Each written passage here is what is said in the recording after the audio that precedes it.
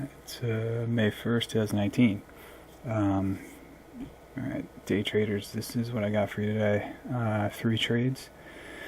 Not the best trades I've made so far, but this was a bad trade. This was stupid. So I got into this trade. This was a gapper. It gapped down from yesterday, and it was working its way back up. You see, it had kind of a down first 10 minutes. It worked its way back above VWAP, the purple line, and I saw this. These topping tails should have told me to not even bother here, but I thought it was holding VWAP, so I thought if it can break the high, maybe it can recover some of that that gap that it had in the pre-market. And right away it just turned on me, went down, and then from there it was all down. So it was just a stupid trade. I'm trying to avoid these trades. If I can cut out basically half of these types of stupid trades, I'd increase my weekly take by probably like 20-25%. Because this is just, there's really no reason to get into this trade. There's no set pattern here. This is just a gut feeling. Especially, this is stupid when I know this is one of the reasons I should. The 8 EMA was right above it, and usually that can act as a barrier early on and kind of guide it down, which it kind of did here. You can see it went down with the 8 EMA. It kind of broke it a little bit here, but this was a stupid trade. Made up for it though with HVT, Haverty Furniture. So this was a pre-market. It showed up in a pre-market scan of mine. I think it was in my gappers list. Might not be there anymore. I don't think it's in there anymore. But my pre-market trade ideas gappers list. So the reason I got into this one is again, if you look at the so it had a big negative. So what happened is indecision doji yesterday. I think it was an earnings play, and it gapped down today to about 2240 something there, and then it broke below VWAP, or the simple moving, the 200 simple moving average, which was 2150.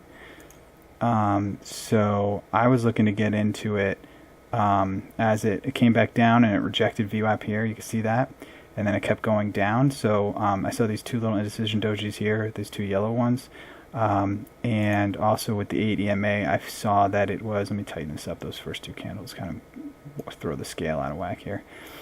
So I saw it try to get above the 8 EMA, also tried to break VWAP, couldn't do it.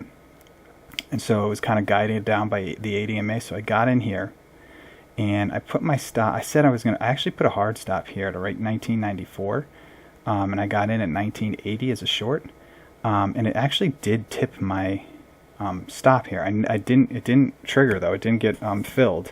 It never actually stopped me out. So as soon as it broke back below my entry, I said, well, technically, the way I calculate it in terms of win-loss is if it touches where I said I was going to get out, even if I don't get out, I consider that a loss on my just on my trade management.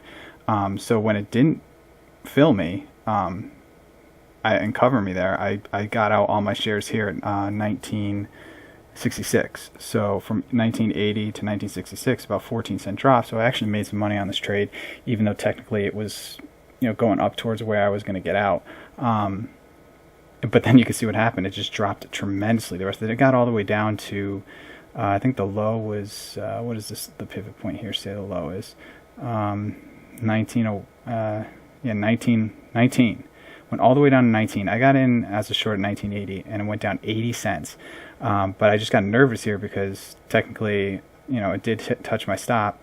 I probably should have just moved my stop up to about 1977, and then if it backed up, I could have gotten out right where I got in, and then I could have ridden it down. I'm kind of pissed off about this one. I really should have made more money off of this one, but not a loss. Just technically, I mean, I didn't lose any money, so it was an okay trade. The next trade, my last trade,